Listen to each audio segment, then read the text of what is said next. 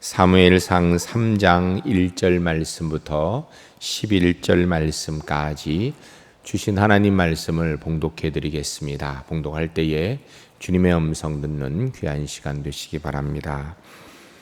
아이 사무엘이 엘리 앞에서 여호와를 섬길 때에는 여호와의 말씀이 희귀하여 이상이 흔히 보이지 않았더라. 엘리의 눈이 점점 어두워 가서 잘 보지 못하는 그때에 그가 자기 처소에 누웠고 하나님의 등불은 아직 꺼지지 아니하였으며 사무엘은 하나님의 궤에 있는 여호와의 전안에 누웠더니 여호와께서 사무엘을 부르시는지라 그가 대답하여 하되 내가 여기 있나이다 하고 엘리에게로 달려가서 이르되 당신이 나를 부르셨기로 내가 여기 있나이다 하니 그가 이르되 나는 부르지 아니하였으니 다시 누우라 하는지라 그가 가서 누웠더니 여호와께서 다시 사무엘을 부르신지라 사무엘이 일어나 엘리에게로 가서 이르되 당신이 나를 부르셨기로 내가 여기 있나이다 하니 그가 대답하되 내 아들아 내가 부르지 아니하였으니 다시 누우라 하니라. 사무엘이 아직 여호와를 알지 못하고 여호와의 말씀도 아직 그에게 나타나지 아니한 때라. 여호와께서 세 번째 사무엘을 부르시는지라 그가 일어나 엘리에게로 가서 이르되 당신이 나를 부르셨기로 내가 여기 있나이다 하니 엘리가 여호와께서 그 아이를 부르신 줄을 깨닫고 엘리가 사무엘에게 이르되 가서 누웠다가 그가 너를 부르시거든 내가 말하기를 여호와여 말씀하옵소서 주의 종이 듣겠나이다 하라 하니 이에 사무엘이 가서 자기 처소에 누우니라. 여호와께서 임하여 서서 전과 같이 사무엘아 사무엘아 부르시는지라. 사무엘이 이르되 말씀하옵소서 주의 종이 듣겠나이다 하니 여호와께서 사무엘에게 이르시되 보라 내가 이스라엘 중에 한 일을 행하리니 그것을 듣는 자마다 두 귀가 울리리라. 아멘. 이 시간 하나님께 필요한 사람, 하나님께 필요한 사람이라는 제목으로 하나님 말씀 증거하겠습니다.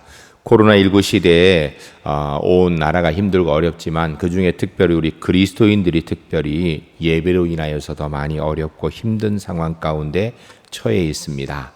이렇게 힘들고 어려울 때에 우리 그리스도인 어떤 상황에서도 하나님께 꼭 필요한 사람 돼야 됩니다. 특별히 하나님께 필요한 사람이 되면 당연히 그 사람은 나라에도 필요한 사람이고 또 다른 이웃 사람들에게도 필요한 사람 되는 것은 너무나도 자명한 사실입니다. 오늘은 본문 말씀을 근거로 하여서 하나님께 필요한 사람은 도대체 어떤 사람인가에 대한 말씀을 듣고자 합니다. 말씀을 들으면서 한번 돌아보시기 바랍니다. 나는 하나님께 필요한 사람인가?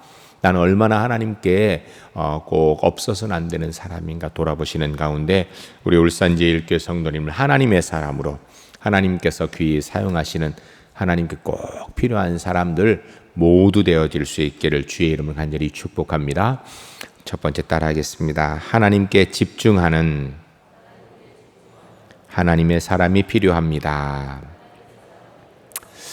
여러분, 사람이 대단하고 능력이 뛰어나고 다른 사람보다 아주 걸출나면 하나님인 그 사람 없으면 안 될 만큼 그렇게 하나님이 그 사람을 의지할까요? 성경적으로 볼 때요, 전혀 그렇지 않습니다. 왜냐하면 하나님은 누구의 도움에 의하여서 무엇을 하실 만큼 연약한 분이 아니세요. 성경을 통하여 우리가 하나님을 볼 때 하나님은 전지전능하신 분입니다. 아무도 도와주지 않아도 완벽하시고 능력 충분하신 분이라는 것입니다.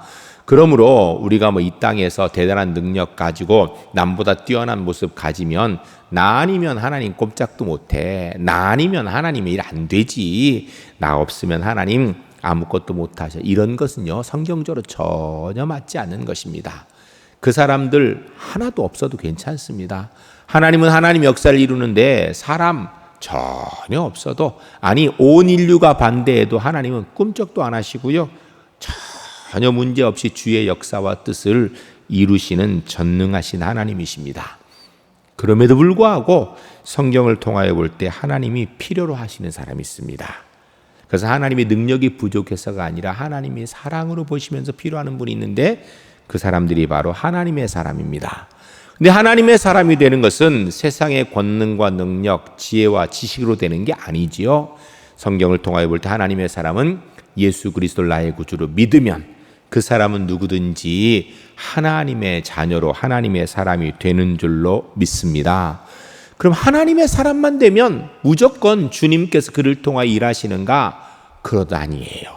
그럼 하나님이 누구를 통하여 일하시는가? 하나님의 사람을 통하여 일하시는데 그 중에 특별히 하나님 중심의 사람, 하나님께 집중하는 사람을 하나님께 사용하시고 그 사람을 기뻐하십니다. 오늘 우리 한국교회는 참 심각한 어려움에 당면해 있습니다. 제가 평생 신앙생활 하면서 한국 사회가 요사이처럼 국민들에게 욕먹는 적이 없고요. 한국 그리스도인이 요사이처럼 국민들 속에서 맥없는 적이 없는 것 같습니다. 교회가 비난의 대상이 되어져 버렸어요. 코로나 시대에 특별히 교회가 무슨 코로나의 온상인 것처럼 이런 이미지들을 자꾸 방송에서 이야기하고 그러니까 백성들도 다 그렇게 알고 있는 상태가 되어져 버렸습니다. 교회 내에서도 자성의 소리가 있지만 스스로 이 문제를 해결할 수 있는 능력이 없어서 참 답답하고 어려운 상황 가운데 있는 것이 사실입니다. 그런데 사실 이제 통계를 보면 교회가 코로나의 온상인가? 그렇진 않아요. 광화문 집회가 있기 전까지 우리나라의 평균 그 전체적으로 감염자 숫자가 14,000명 정도였고요. 지금 한 2만 명 정도입니다. 그런데 그러면 그 사이 한 6,000명이 늘었는데 그 사이에 사실 사랑제일교회 발해서 많은 사람들이 늘어서 교회가 다 늘은 것 같은데요. 사랑제일교회를 포함하여 전체 기독교인 교회 안에서 예수 믿는 사람이 하여튼 교회 딴 데서 걸려서도 교회 와서 이게 나타나고 나면 교회에서 걸렸다 그러는데 다 합쳐봐야도요 20%가 안 됩니다. 전체 발병한 사람의. 사랑제일교회를 빼면요 5%도 안 됩니다. 오히려 교회가 철저히 방역하죠. 여러분 오늘 들어오실 때 어떻게 했어요? 들어오실 때 마스크 썼는지 확인하고 손 소독하고 열 재고 그리고 들어오셔가지고 QR코드 찍고 들어오셔서 거리두기 띄고 마스크하고 예배. 교회처럼 이렇게 방역을 철저히 잘하는 데가 없어요. 그런데 지금 어쨌든 교회가 비난의 대상이 돼 있다 보니까 교회가 힘이 없고 교회가 교인들이 기가 죽어 있는 이런 상황입니다. 여러분 이때 꼭 필요한 사람이 누군가? 하나님의 사람이 필요한데요. 진짜 필요한 사람이 누군가? 정말 하나님께 집중하고 하나님 중심으로 서 있는 그런 사람이 필요한 때입니다. 오늘 보면 우리가 1절을 읽을 텐데요. 1절을 읽으시면 이 1절의 내용이 오늘 교회가 처한 상황과 너무나도 똑같은 것 같아요. 우리 한번 같이 읽겠습니다. 아이 사무엘이 엘리 앞에서 여호와를 섬길 때에는 여호와의 말씀이 희귀하여 이상이 흔히 보이지 않았더라. 아멘. 여기서 아이 사무엘이라는 것을 보면 사무엘이 어린아이였던 것 같습니다. 유대의 역사학자 요세푸스에 의하면 이때 사무엘이 아마 12살쯤 되었을 것이다 라고 이야기합니다. 12살 하면 우리로 얘기하면 초등학교 4, 5학년밖에 안 된 어린아이예요. 뭘 알겠습니까?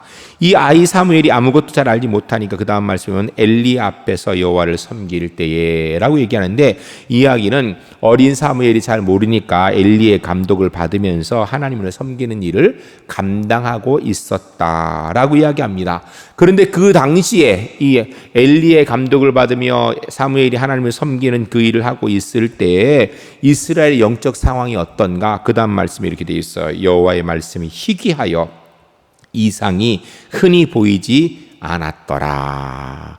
여호와의 말씀이 희귀하다는 이야기는요, 하나님이 직접 음성으로 들려주는 일이 거의 없었다라는 거예요. 또 실제로 사람들 가운데 이상이 흔히 보이지 않았더라. 하나님의 뜻을 분별하려고 애쓰고 노력하는 사람도 거의 없었다라는 것입니다. 그 시대의 타락상, 영적으로 부패한 상황들을 이야기하는 것입니다. 그로 인해서 하나님 직접 말씀도 안 하시고 또 사람들도 하나님의 말씀을 분별해 따르려고 하는 생각도 없었다라는 것입니다. 구약 성경 아모스 8장 12절에 보게 되면 백성이 영적으로 도덕적으로 타락하게 될 때 하나님의 심판의 방법 중에 한 가지가 그런 백성들과는 말씀하지 않으시는 거예요. 하나님의 말씀이 없어진 이유가 뭔가? 심판의 상황이라는 것입니다. 그러니까 지금 이 상황이 심판의 상황이라는 거예요.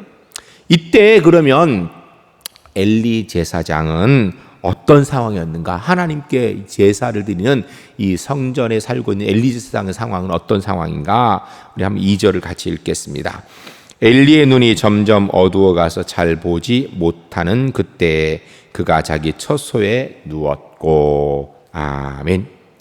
이때 엘리의 나이를 추정해 보면 거의 100세 가까이 되는 고령입니다. 100세 가까이 고령이 되니까 당연히 육신적으로 쇠하여서 눈이 잘 안 보이고 어두워지는 것은 당연한 현상이지요. 그런데 오늘 본문에서 단순하게 엘리가 나이가 많이 들어서 이제는 눈이 잘 안 보였다, 이 얘기라는 것이 아니고요. 엘리가 나이가 들어서 육신이 노쇠하는 그것과 같이 점점 영적으로 무감각해지고 어두워지고 둔감해지고 있었다라는 것을 이야기하는 것입니다. 여러분, 사실은요, 나이가 들면 육신적으로는 점점 연약해지는 게 정상이지요. 그러나 신앙생활을 10년하고 20년하고 30년, 50년, 80년 이렇게 점점 넣어가면 영적으로는 더 깨어 있어야 되죠. 육신은 약해져도 영은 더 맑아지는 것이 그게 정상 아니겠습니까? 육신은 후패해져도 그 영은 날로 새로워진다라고 주님 말씀하지 않으십니까? 우리 울산제일교회 114년의 역사이기 때문에, 여러분 114년의 역사가 있으니까 건물도 낡고 안에 연세 드신 분도 많이 있고 이러니까 우리가 영적으로 둔감해지는 거, 그건 안 되지요. 건물도 낡을 수 있습니다. 연세 드신 분이 많이 있을 수도 있습니다. 그러나 교회 안에 젊은이든 연세가 드신 분이든 영적으로는 더 민감해져서 오히려 교회 114년의 역사만큼 하나님의 뜻을 더 잘 분별하는 것, 이게 정상적인 모습이 아니겠어요? 그런데 문제는 하나님의 말씀이 희귀하고 이상이 나타나지 않는 그때 제사장 엘리 상황이 어떤가? 나이가 들어서 육신이 쇠하는 것과 비례하여서 점점 영적으로 둔감해지고 영적 무지함이 극에 달하고 있더라라고 얘기하고 있는 것입니다. 심각한 문제죠. 그런 상황 가운데 하나님의 빛에 소망이 있다라는 것을 3절이 얘기합니다. 우리 3절 읽으실 때 주님, 우리가 이런 소망이 되기를 원합니다, 이런 마음 가지고 3절을 읽겠습니다. 하나님의 등불은 아직 꺼지지 아니하였으며 사무엘은 하나님의 궤에 있는 여호와의 전 안에 누웠더니. 아멘.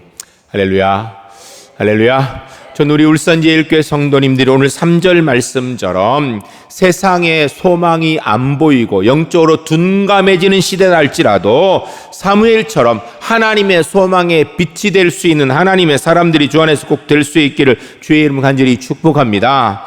하나님의 등불이 아직 꺼지지 아니하였다라고 굳이 쓴 이야기는 이스라엘이 암흑 가운데 있고 영적으로 무지한 가운데 있지만 하나님을 향한 소망의 빛이 있었다라는 것입니다. 그가 누구냐면 사무엘이었고 그는 하나님의 궤에 있는 여호와의 전 안에 누워 있었더라. 하나님의 빛이 되는 사무엘은 어떤 사람이었는가? 하나님께 집중하는 사람이었어요. 하나님 온전히 바라보는 사람이었습니다. 모든 사람들이 하나님을 떠난 것 같은 상황에서도 하나님의 궤가 있는 여호와의 전 안에서 있었다라는 것입니다. 오늘 얘기하면 예배를 사모하고 예배당을 지켜나와 예배하는 그런 사람을 이야기하는 것입니다.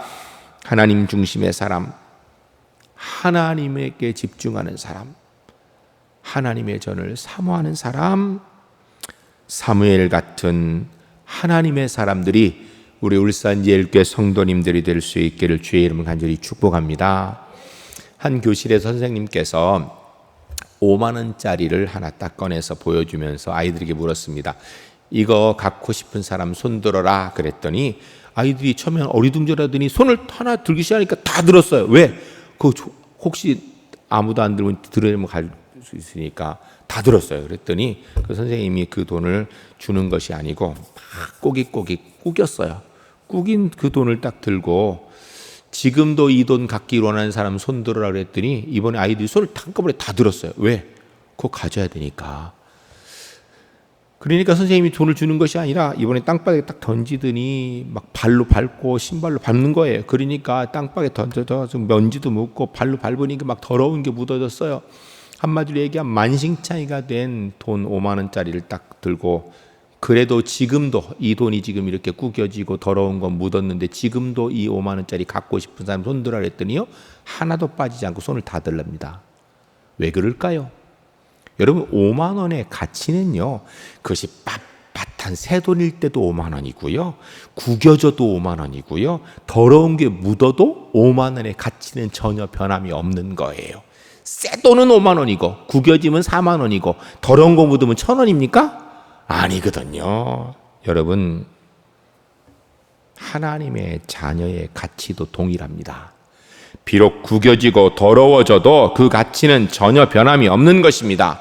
우리가 세상을 살다 보면 때론 실패도 하고 좌절도 합니다. 오늘 이 코로나 상황 가운데 우리 그리스도인이 세상 사람에게 지탄을 받고 욕을 먹고 있는 상황이라 할지라도 그 책임이 일정 부분 우리에게 있고, 어떤 거는 우리에게 책임이 없는 부분, 억울한 일을 당하는 상황이라 할지라도 우리가 하나님의 자녀라는 기본적인 가치는 전혀 변함이 없는 줄로 믿습니다. 그러므로 우리 그리스도인들은요, 중요한 것은 내가 하나님의 사람이라는 것을 인지할 수 있어야 돼요. 그리고 비록 욕을 먹어서 더러운 것이 묻어져 있다 할지라도 우리는 하나님께 집중하고 하나님 중심으로 서야 되는 하나님의 사람이 분명히 돼야 될 줄로 믿습니다. 오늘 이 자리에서 예배한 우리 성도님들, 비록 이 자리에 오지 못하셨지만 온라인으로 영상으로 예배한 우리 울산지엘교회 성도님들, 우리가 하나님의 자녀임을 꼭 기억하시기 바랍니다. 우리는 이 어려운 상황에서 하나님 중심으로 하나님께 온전히 집중해야 되는 하나님의 자녀인 것을 기억하고 주님 온전히 바라보고 붙드는 하나님의 사람들이 주 안에 모두 될 수 있기를 주의 이름을 간절히 축복합니다. 두 번째 따르겠습니다. 하나님께서 말씀하실 사람이 필요합니다. 4절 말씀 우리가 함께 읽겠습니다. 4절입니다. 여호와께서 사무엘을 부르시는지라 그가 대답하되 내가 여기 있나이다 하고. 아멘. 하나님께서 하나님 중심의 사람을 찾으시는데 보니까 그 사람이 사무엘이었던 거예요. 그래서 사무엘을 부르신 것입니다. 사사시대 말기 타락한 상황에서 하나님 말씀이 희귀한 때에 하나님의 말씀이 누구에게 임했는가? 나이시린으로 레위 지파의 어린 아이 사무엘에게 임해서 하나님이 사무엘에게 오셔서 그를 부르시더라는 거예요. 하나님께서 누군가하고 이야기를 하고 싶으신데 얘기할 사람이 없더라는 거예요. 근데 누구를 찾았는가? 사무엘을. 그러면 사무엘은 어떤 상태였는가? 우리가 한번 7절 사무엘의 상태가 어떤지 생각하면 같이 읽겠습니다. 사무엘이 아직 여호와를 알지 못하고 여호와의 말씀도 아직 그에게 나타나지 아니한 때라. 아멘. 사무엘이 어떤 상황인가? 하나님이 그 많은 사람 중에 찾아서 사무엘하고 이야기를 하시려고 그러는데, 그럼 사무엘이 영적으로 막 뛰어나서 깨어서 하나님의 임재를 금방 파하고 이런 상태인가? 아니에요. 사무엘이 아직 여호와를 알지 못하고 라고 이야기합니다. 한마디로 이야기하면 사무엘이 여호와를 알지 못한다는 이야기는요, 나이도 어릴 뿐 아니라 영적으로도 그렇게 뛰어난 존재, 대단한 존재가 아니었다라는 것입니다. 여러분, 경륜과 연륜으로 얘기하면 하나님께서 이때 누구에게 얘기를 해야 돼요? 엘리제상한테 얘기하지요. 왜요? 나이가 100세쯤 되고 평생 성전에 섬긴 사람 엘리제상한테 얘기하지요. 세상의 권세와 능력자라면 아마 제사드리러 오는 수많은 사람들 가운데 그들에 찾아 얘기했을 거 아니에요? 근데 하나님은 그들이 아니라 사무엘이라고 얘기하셨다는 것입니다. 한마디로 이야기하면 세상에 능력 대단하고 경험 대단한 사람들, 지위 대단한 사람들, 그것 가지고 하나님이 이야기하실 수 있는 상대가 되지는 못한다라는 것입니다. 근데 사무엘이 얼마나 사실은 지금 부족한 상태인가? 오늘 본문에 여호와를 알지 못하고 라는 단어에서 알다라는 단어는요, 야다라는 히브리어 단어를 씁니다. 이 야다라는 것은 작은 의미와 큰 의미가 있는데, 작은 의미는 지식적으로 깨달아 안다라는 것도 야다를 써요. 근데 그것은 일반적으로 아주 작은 의미이고, 진짜 야다의 큰 의미는 뭔가? 체험적으로 깨달아 체험적으로 경험하여 안다, 이게 야다입니다. 그런데 알지 못하고 라는 이야기는 사무엘이 지식적으로는 하나님에 대해서 12살 된 만큼 배워서 안다라는 거예요. 그러나 문제는 사무엘은 하나님을 인격적으로 만나는 전인격적인 경험이 전혀 없었던 사람이라는 것입니다. 한마디로 얘기하면 지난 12년 동안 사는 동안에 그가 인지하여서 하나님과 대화를 해본 적도 없고 하나님을 인격적으로 만나본 적도 없는 그런 영적으로 무지한 상태, 세상의 지식으로도 아무것도 아닌 상태였다라는 것입니다. 그래서 아직 여호와를 알지 못하고 라고 얘기하는 것을 보면 사무엘은 하나님에 대해서 별로 그렇게 뛰어난 존재, 세상 사람들이 볼 때 야, 저 사람 대단하다 이런 게 하나도 없는 사람이라는 것입니다. 이야기는요, 아주 중요한 것을 우리에게 이야기합니다. 하나님께서 말씀하시고 싶어하는 사람은요, 옛날에 하나님과 얘기했던 사람이 아니에요. 옛날에 하나님과 영적으로 굉장히 가까웠고 인격적인 만남이 있었던 사람이 아니다라는 것입니다. 지금 하나님이 찾는 사람은요, 하나님께 온전히 집중하고 순전하게 주님 중심으로 있는 사무엘이라는 것입니다. 그 사무엘을 하나님께서 어떻게 부르셨고 어떻게 되었는가, 우리가 8절 9절 말씀 같이 읽겠습니다. 여호와께서 세 번째 사무엘을 부르신지라 그가 일어나 엘리에게로 가서 이르되 당신이 나를 부르셨기로 내가 여기 있나이다 하니 엘리가 여호와께서 이 아이를 부르신 줄을 깨닫고 엘리가 사무엘에게 이르되 가서 누웠다가 그가 너를 부르시거든 내가 말하기를 여호와의 말씀하옵소서 주의 종이 듣겠나이다 하라 하니 이에 사무엘이 가서 자기 처소에 누우니라. 아멘. 하나님께서 세 번이나 부르시는데 사무엘이 몰랐다라는 거예요. 하나님이 부르신다라는 건 꿈에도 생각한 적이 없어. 왜? 경험도 없고요. 그렇다고 사무엘이 뭐 타고난 영적 지각이 있는 사람도 아니었다라는 것입니다. 근데 누가 그것을 알았는가? 엘리가 알았어요. 지금은 영적으로 둔감하여 하나님께 직접 이야기하고 싶은 사람이 아닌 사람, 그러나 과거의 경험이 있어요. 그래서 하나님이 부르시는구나 알았던 거예요. 그래서 사무엘에게 하나님이 너를 부르시거든 9절에 여호와여 말씀하옵소서 주의 종이 듣겠나이다 라고 얘기하라는 거예요. 한마디로 얘기하면 엘리는요, 하나님 말씀하실 때 뭐라고 해야 되는지 다 아는 사람이에요. 근데 중요한 건 하나님이 엘리랑 얘기하고 싶어 하지 않으세요. 여호와여 말씀하시옵소서 주의 종이 듣겠나이다. 하나님 말씀하시 우리는 뭐 해야 되는가? 아멘 하고 순종하는 의지를 보여야 된다는 것입니다. 여러분, 당시에 이스라엘에 제사 드리러 오는 사람이 없었을까요? 많았을 겁니다. 아침 저녁 아마 줄 서서 왔을 거예요. 근데 하나님께서는 그들 중에 대화하고 싶은 사람이 하나도 없으셨다는 겁니다. 이스라엘의 제사장 레위인이 없었을까요? 많았겠지요. 오늘 본문에 엘리 제사장도 있었습니다. 100세가 가까이 될 만큼 하나님의 제사를 섬겼던 사람이에요. 그런데도 문제는 하나님께서 그런 사람들과는 말씀하고 싶어 하지 않으셨다라는 거예요. 우리나라의 과거 역사는 참 어렵지요.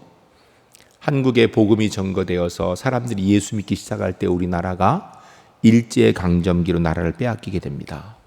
그런 상황에서 나라를 되찾고자 3.1운동을 일으키고 결국은 시간이 지나면서 8.15 해방을 맞이합니다.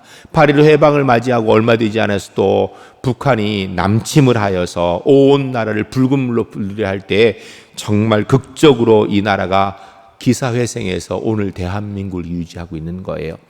그런데 여러분, 3.1운동이나 8.15 해방이나 6.25 전쟁이나 이거 살펴보면요, 순간순간 그때그때 필요할 때 그리스도인이 중심이 되었고요, 하나님의 절대적인 은혜로 이 나라가 지켜져서 오늘 이 자리에 오게 되었다는 것은 한국의 역사를 연구해 보면요, 너무나 자명합니다.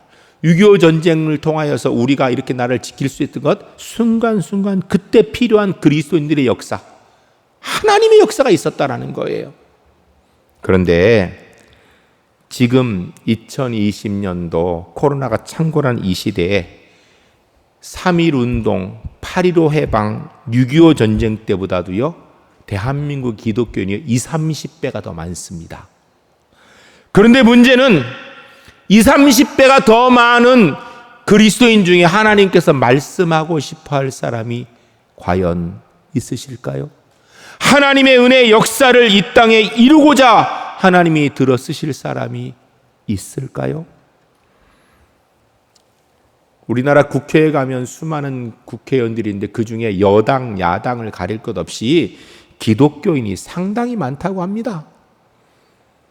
기독교인이 상당히 많다 그래요. 우리나라 국민 숫자로 하면 5명 중에 1명이 기독교인이어야 되는데 20%라 그러면 그보다 훨씬 더 많답니다. 뭐 한 3, 40% 이렇게 넘는다 그래요. 그런데 그 기독교인 국회의원들 가운데 하나님께서 말씀하시려고 찾으실 분이 계실까요? 우리 대한민국의 제일 잘 사는 지역이 서울의 강남이라고 합니다. 그러면 그 잘 사는 기독교인들이 있는 강남에 있는 사람들 가운데 하나님께서 말씀하시고 싶어서 찾을 사람이 있으실까요? 여러분, 우리 대한민국의 문제는요, 정치인의 문제도 아니고요, 경제인의 문제도 아닙니다. 하나님께서 찾아서 말씀하실 만한 사람이 없는 것, 찾기 힘든 것이 문제 아니겠습니까? 여러분, 만일에 하나님께서 이 대한민국에서 누군가 이야기하실 만한 사람을 찾으실 때 그 사람에게 혹시 나는 하나님이 말씀하실 만한 사람으로 설 수 있습니까? 아이고, 난 어렵지. 그럼 얘기할 거 없는 거예요.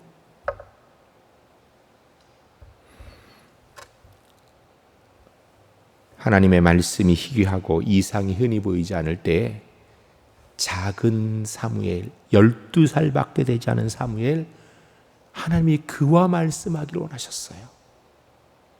엘리도 아니고 제사장도 아니고 제사하러 온 사람도 아니었어요. 저는 우리 울산제일교회 성도님들이 하나님께서 이 2020년도 코로나 상황에서 대한민국에서 누군가 말씀하시기를 원하실 때 하나님께 기억나는 이 시대의 사무엘이 전 우리 제일교회 성도님들이 될 수 있기를 주의 이름을 간절히 축복합니다. 한 여인이 있었습니다. 미국의 빈민가에서 태어났습니다. 태어나 보니까 이 여인은 아이는 흑인이었습니다. 엄마가 흑인 미혼모였습니다. 태어날 때부터 사생아로 태어났습니다. 흑인 미혼모의 딸로 자라는 중에 14살 될 때 성폭행을 당했습니다. 임신을 했습니다. 조산 알을 출산했습니다. 그렇게 낳은 아이는 태어난 지 2주 만에 죽게 되었습니다. 이 아이는 더 큰 상처를 받고 세상에 의지할 곳이 없어서 그랬는지 10대를 마약 중독자로 보내었습니다. 태어나 보니까 흑인 미혼모의 딸로 흑인으로 태어난 사생아. 태어나서 14살 될 때 성폭행 당해서 임신해서 아이를 출산했는데 그 아이가 이틀 만에 죽고 2주 만에 죽고 의지할 곳이 없어서 마약 뒤에 쩌들어서 10대를 보냈던 이 사람. 그에게 인생에 소망이 있겠습니까? 그런데요, 이 사람이 바로 미국 타임지가 뽑은 미국을 움직이는 가장 영향력 있는 사람 100명 중에 한 사람으로 뽑힌 오프라 윈프리입니다. 그녀는 자서전을 썼는데 제목이 이것이 사명이다입니다. 그러면서 그 책에 4가지 사명을 이야기합니다. 사명을. 첫 번째는 남보다 더 가졌다는 것은 축복이 아니라 사명이다. 두 번째는 남보다 아파하는 것이 있다면 그것은 고통이 아니라 사명이다. 세 번째, 남보다 설레는 꿈이 있다면 그것은 망상이 아니라 사명이다. 네 번째, 남보다 부담되는 어떤 것이 있다면 그것은 사명이다. 가난과 아픔 속에 자랐지만 자기의 사명이 무엇인지를 깨달은 오프라 윈프리는 그 인생을 뛰어넘어서 미국의 가장 영향력 있는 백인 중에 한 명으로 뽑히는 그런 인생 역전을 이루었던 것입니다. 오늘 우리 한국교회가 기가 많이 죽어 있습니다. 교인들도 기가 많이 죽어 있습니다. 모든 방송에서 코로나의 확산의 원흉이 교회인 것처럼 얘기하니까 주변에 있는 모든 우리나라 사람들이 다 그렇게 얘기를 해요. 직장에서 교회 다닌다 그러면 교회 가지 말라고 공식적으로 막 대놓고 얘기해도 아무 말 못해요. 교회 오는 것을 쉬쉬 숨어서 와야 되는 그런 상황이 되어버렸습니다. 예수 믿는 것을 마음대로 이야기를 못해 하면은 공격의 대상이 돼요. 아까 통계적으로 말씀드렸지만 사실은 교회가 확산의 원인이 아니에요. 물론 일부 교회가 방역 지침을 지키지 않은 건 사실이에요. 그러나 절대 다수의 교회가 얼마나 철저히 지키는지 실제로 우리 국민 감염률에 교인 감염률은요 훨씬 적습니다. 여러분 당장 오늘 교회 들어올 때 어떻게 하셨어요? 마스크 끼고 열 체크하고 손 소독하고 QR코드 찍고 그리고 들어오셔가지고 지금 마스크 끼고 자리 거리두기 다 해가지고 이렇게 해주잖아요. 이렇게 철저히 지키는 집단이 없어요. 최고 철저히 지켜요. 그러다 보니까 실제로 교인 감염률이 일반 다른 사람들의 감염률보다 혼전히 낮아요. 심지어는 사랑제일교회 감염자를 포함해도요 일반 우리 평균적인 감염률보다 낮아요.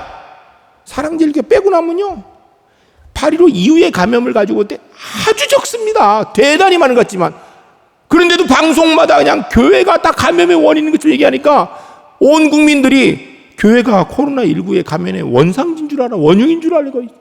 그러다 보니까 교인들은 점점 기가 죽고 교회도 점점 기가 죽어서 예수 믿는다는 말하는 게 부끄러운 상황이 되어지는 상황이 되어버렸습니다. 여러분, 이런 우리에게 하나님 말씀하십니다. 잘못한 거 없다고. 여러분, 절대 다수의 교회가 뭘 잘못했습니까? 아니, 우리 제1교회가 코로나19 방역에 얼마나 열심히 지금 우리가 동참하고 있습니까? 하나님 말씀하세요. 너희 잘못한 거 없다. 힘내라. 우리 제1교회를 비롯한 절대 다수의 교회가 방역당국의 지침을 철저히 지키고 있습니다. 그런데도 교회가 다 어기는 것처럼 마녀사냥을 하여서 교회와 교인이 기가 죽어 있습니다. 그런 우리에게 하나님께서 말씀하십니다. 기죽지 말고 힘내라고. 이럴 때 하나님의 자녀인 것, 하나님의 자녀의 사명을 기억하라고. 여러분, 우리를 욕하고 비난하는 것, 어쩌면 일부는 우리의 잘못이 있을 수 있어요. 그러나 대다수는 사실 우리의 잘못이 아닌 것도 있는데, 그래도 그들을 미워하지 말고, 여러분, 지금 이 땅에서 하나님께서 코로나19의 역사를 막으시려고 그러면 하나님의 사람을 통하여 역사하실 거예요. 우리가 바로 그들을 위해서, 우리를 욕하는 사람을 위해서 기도해야 되고요. 이 나라 민족을 위해서 기도해야 됩니다. 이것이 하나님의 사람의 사명입니다. 하나님께서 말씀하시고 능력을 베푸시려면 분명히 하나님의 사람들이 모여서 위해서 기도하는 것 가운데 주의 능력과 은혜가 있는 줄로 믿습니다. 이 사명 기억하시고 비록 욕을 좀 먹어도 기죽지 맙시다. 힘들어도 좌절하지 맙시다. 오히려 그들을 기도로 감싸 안고 세상을 하나님의 사랑으로 감싸 안는 하나님의 사람들, 사명자들이 주 안에서 모두 될 수 있기를 주의 이름 간절히 축복합니다. 세 번째 따라하겠습니다. 하나님께서 신뢰할 수 있는 사람이 필요합니다. 이 시대에 필요한 사람, 사무엘처럼 하나님께 집중하고 하나님이 말씀하실 만한 사람, 그리고 하나님이 믿을 수 있는 사람이 돼야 돼요. 19절 말씀 같이 한번 읽겠습니다. 19절 같이 읽습니다. 사무엘이 자라매 여호와께서 그와 함께 계셔서 그의 말이 하나도 땅에 떨어지지 않게 하시니. 아멘. 저는 우리 제1교회 성도님들이 19절 말씀의 은혜를 이루는 하나님의 사람들이 꼭 되시기를 주의 이름 간절히 축복합니다. 사무엘이 입에서 나오는 모든 말들이 그대로 되어졌더라. 사무엘이 말을 잘해서가 아니에요. 사무엘이 능력이 있어서가 아니에요. 하나님께서 사무엘을 믿으시니까 그 입에서 나오는 말들을 그대로 이루어 주시니까 그 말대로 그대로 되어지더라는 것입니다. 그 결과가 무엇인가? 20절입니다. 20절 같이 읽겠습니다. 읽으실 때 주님, 우리가 꼭 이렇게 되기를 합니다. 기도하는 마음으로 읽겠습니다. 단에서부터 브엘세바까지의 온 이스라엘이 사무엘은 여호와의 선지자로 세우심을 입은 줄을 알았더라. 아멘. 할렐루야. 할렐루야. 우리 제1교회 성도님들, 하나님의 말씀이 희귀하고 이상이 보이지 않는 때에 하나님께서 사무엘을 통하여 말씀하시고 사무엘을 믿어서 그를 통하여 역사하시니 단부터 브엘세바까지 온 이스라엘 지역의 사람들이 다 사무엘은 하나님의 사람이다라고 이야기한 이 말씀이 코로나19 상황 속에서 우리 제1교회 성도님들이 하나님 온전히 바라보고 주님이 말씀하실 수 있는, 주님이 믿을 수 있는 사람이 되어지기 때문에 온 나라가 그렇구나, 하나님이 살아계시는구나, 역시 그리스도인이구나 라고 인정하는 소리를 만들어갈 수 있는 하나님의 은혜가 있으시기를 주의 이름 간절히 축복합니다. 여러분, 군중 속에 고독이라는 말이 있죠. 사람이 많이 있는데도 믿을 수 있는 사람, 마음 털고 얘기할 수 있는 사람이 없어서 혼자 외롭다라는 거예요. 오늘 이 세계에 사람이 많습니다. 예수 믿는 사람도 많습니다. 그런데 하나님께서 믿을 수 있는 사람이 하나도 없어서 하나님께서 군중 속에 고독을 느낄까 두렵습니다. 저와 여러분들이, 우리 제1교회 성도님들이, 우리 한국교회 그리스도인들이 정말 하나님이 믿을 수 있는 그런 사람 되어져서 하나님이 고독을 느끼시는 것이 아니라 우리와 이야기하시면서 하나님의 뜻을 이루어 나가실 수 있는 그런 하나님의 사람들, 하나님이 찾으시는 그 한 사람이 우리 제1교회 성도님들이 주 안에서 꼭 될 수 있기를 주의 이름을 간절히 축복합니다. 프랑스의 루이 16세 하면 다 들어보셨을 것입니다. 그의 부인 왕비 마리 앙뚜아네트, 더 유명하지요. 이들의 사치가 극에 달하고 폭정으로 인하여서 시민들이 혁명을 일으켰습니다. 그래서 시민혁명군이 왕궁을 포위하였습니다. 그런데 이 왕궁을 포위했을 때 끝까지 왕궁을 지킨 사람들이 프랑스 군대가 아니었습니다. 원래 프랑스 군대가 있었는데요, 다 도망갔습니다. 그리고 그곳에 남아있던 수비대는 다 도망갔지만 스위스 용병 700명이 끝까지 남아서 그 왕궁을 사수하다 장렬하게 최후를 맞이하였습니다. 그러면 시민혁명군이 프랑스 용병 도망가지 못하도록 하고 프랑스 군인만 도망가는 게 아니에요. 프랑스 군인들 다 도망가고 난 다음에 시민혁명군이 얘기했어요. 용병들, 당신들 이 프랑스 사람도 아니고 여기서 죽을 이유가 뭐냐, 돌아가라, 너희 나라로 우리가 다 돌려보내겠다, 안전하게 돌려볼 테니까 떠나라 라고 얘기를 했습니다. 그랬는데 이 용병들이 그럴 수 없다고, 이유는 용병 계약 기간이 아직 몇 달 남았는데 그 계약 끝날 때까지 우리는 절대 용병으로서 이 자리를 떠날 수 없다라고 이야기하고, 결국 이 700명이 시민혁명군과 싸우다가 모조리 한 사람도 빠짐없이 다 그곳에서 최후를 맞이하게 됩니다. 시민혁명군에 의해서 죽임을 당한 당시에 이 700명의 스위스 용병 가운데 한 명이 가족에게 보내려고 쓴 편지가 발견이 되었습니다. 그 내용은 이렇습니다. 우리가 신용을 잃으면 후손들이 영원히 용병을 할 수 없기에 우리는 죽을 때까지 계약을 지키기로 했습니다 라는 내용입니다. 자기들이 도망가면 앞으로 누가 스위스 용병을 써주냐 이거예요. 그러면 우리 후손들은 못 먹고 살 건데 우리가 도망갈 수 없다 해서 그곳에서 700명이 죽기로 했다라는 것입니다. 여러분, 지금은 스위스가요 세계에서 제일 잘 사는 나라 중에 하나입니다. 우리 대한민국보다 훨씬 잘 살아요. 그러나 이 당시 스위스는요, 농사지을 땅도 없고 그냥 산만 있는 곳이라 기술도 없으니까 자기들의 젊은이들을 세계 곳곳에 용병으로 보내어서 그들의 핏값을 통하여 벌어온 돈으로 나라가 먹고 살았던 때예요. 그런데 자기들이 약속을 지키지 않고 도망을 가게 되면 자기들 700명 살지 모르겠지만 후손들이 용병을 할 수 없어서 온 나라가 굶어 죽을 판이라 그럴 수 없다라는 것입니다. 신의를 지켜야 된다라는 거예요. 이 신의를 지킨 스위스 용병, 이 사실이 널리 알려졌죠. 그래서 오늘 여러분 혹시 로마 여행 가면 바티칸이라는 조그만 나라, 교황청이에요. 거기를 가보시면 거기를 지키는 사람들이 누군가? 그 스위스 용병입니다. 아직까지도. 젊은 용병들의 핏값, 목숨값을 받아서 송금한 돈이 스위스에 오게 되고, 이 돈을 함부로 쓸 수 없기 때문에 정말 돈 관리를 철저히 하다 보니까 스위스 은행이 유명해지기 시작한 겁니다. 그래서 지금은요, 스위스 은행 가면 안전과 신용의 대명사입니다. 여러분, 전 세계 부호들이요, 자기들 돈을 자기 나라 은행에 맡기지 않습니다. 세계 최강국인 미국에도 맡기지 않습니다. 스위스 은행에 맡기고 있어요. 그런데 일반적으로 은행에 맡기면 이자를 주지요. 근데 스위스 은행은 이자 안 줍니다. 오히려 보관료를 내야 됩니다.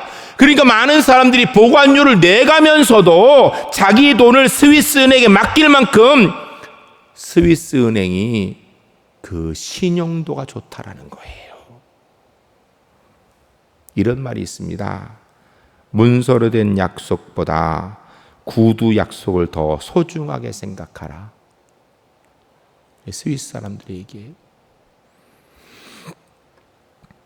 여러분, 사람들 앞에서 신의를 지키기만 해도요, 사람들이 인정한다는 이야기예요. 하물며 우리가 하나님 앞에 신의를 지켜서 하나님이 믿을 만한 사람이 되면 하나님 당연히 우리를 믿어주시고요, 세상 사람들도 우리를 믿게 될 것입니다. 지금 코로나19 상황에서 꼭 필요한 하나님의 사람이 바로 이런 사람 아니겠습니까? 주 안에서 하나님이 믿을 수 있는 그런 사람 되겠노라고 기도하시고, 그렇게 살아가시는 우리 제1교회 하나님의 사람들이 주 안에 모두 될 수 있기를 주의 이름 간절히 축복합니다. 이 시간 함께 기도하겠습니다. 기도할 때 주신 말씀 기억하면서, 주님, 이 시대에 하나님이 믿으시는 어린 사무엘 제가 되겠습니다. 우리 함께 기도하겠습니다. 거룩하신 아버지 하나님, 이스라엘의 하나님의 말씀이 희귀하고 이상이 흔히 보이지 않을 때에 하나님께서 사무엘과 이야기하기로 하셨고 사무엘을 신뢰하셨습니다. 이유는 사무엘이 하나님 중심이었고 하나님 온전히 바라보는 순전함이 있기 때문에 하나님께서 사무엘을 신뢰하고 하나님께서 그와 함께 이야기하셨습니다. 오늘 2020년도 코로나 상황에서 정말 하나님께서 믿을 수 있는 사람, 하나님께서 말씀하시고자 원하는 사람, 하나님 중심의 사람이 필요합니다. 하나님, 우리 울산 제1교회 성도님 이 시에 사무엘 같은 하나님의 사람들 주 안에 되어지게 하셔서 아버지 하나님, 하나님도 믿으시고 세상도 믿을 수 있는 하나님의 사람으로 주 앞에 설 수 있도록 주님 은혜와 은총으로 함께하여 주시옵소서. 거룩하신 아버지 하나님, 감사드립니다. 십자가의 구원의 은총을 통하여서 하나님의 자녀 되게 하심을 감사합니다. 하나님의 자녀로 하나님의 사람 되어 싸우니 하나님께 집중하게 하셔서 하나님이 말씀하실 만한 순전한 사람 되게 하시고 하나님이 믿으실 수 있는 하나님의 사람 되게 하셔서 하나님의 신뢰와 세상의 신뢰를 얻는 하나님의 사람들을 설 수 있도록 주님 인도하여 주시옵소서. 하나님, 오늘도 인생의 무거운 짐을 지고 주 앞에 나온 분들 주님 앞에 다 내려놓게 하시고 주의 손 붙들고 믿음으로 승리한 하나님의 사람 되도록 은혜 베풀어 주시옵소서. 오늘도 주님 앞에 나올 때 영과 육의 연약함을 지고 나온 분들 이 시간 한치 손 얹고 기도하오니 성령 하나님 예수 그리스도의 보혈의 권능의 어느 손을 그 위에 얹어주셔서 깨끗이 치료하여 주시옵소서. 예수 그리스도의 이름 명하노니 모든 영과 육의 연약함들은 깨끗이 떠나갈지어다. 온전히 회복되어질지어다. 이 땅의 코로나19 바이러스는 속히 사멸되어질지어다. 주님이 주니 여건의 강건함 가지고 하나님 사랑하며 가족 사랑하며 성도 사랑하며 이웃 사랑하는 하나님의 사람으로 승리할 수 있기를 예수 그리스도를 간절히 축복하며 기도하옵나이다. 아멘.